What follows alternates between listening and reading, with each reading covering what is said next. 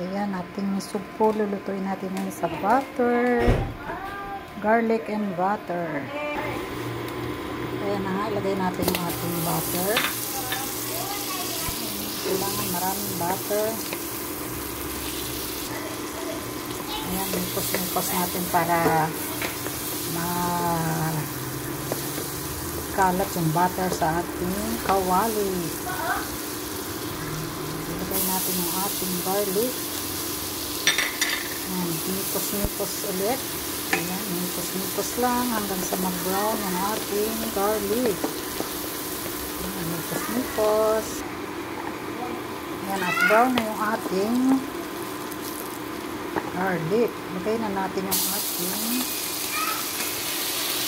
sugpo.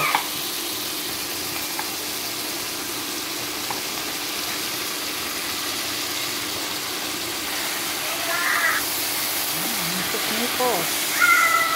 Nipos-nipos lang hanggang sa maluto.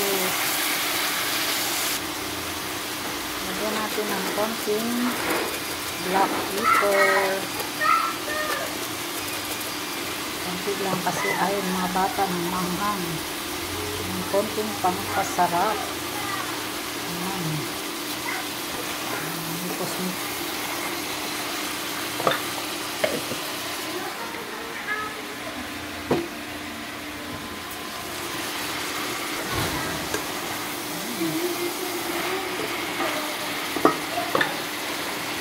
Natin ng mga 2 minutes lumabas lang yung kanyang patas.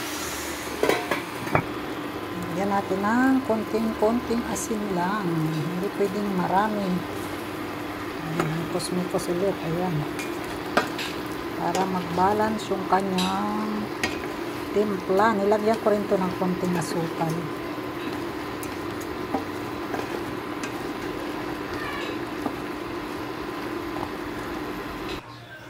Charan! Luto na yung ating sugpo. Ayan. Ay, ang yummy. Sarap-sarap yan.